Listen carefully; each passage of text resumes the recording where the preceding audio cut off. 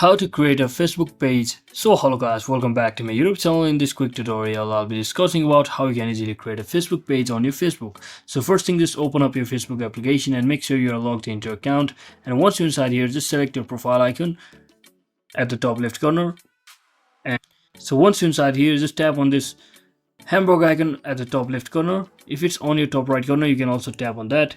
And once you're inside your hamburger icon, just tap on the see more button over here at the bottom, and you should see the pages option. Simply tap on that, and as you can see, I already managed two different pages. So for now, I'll simply click on this create button at the top left corner and simply click on get started to create a new page name, just like this. So you can just give your page name, whether it is your business, for your business or brand or organization, or a name that helps your page.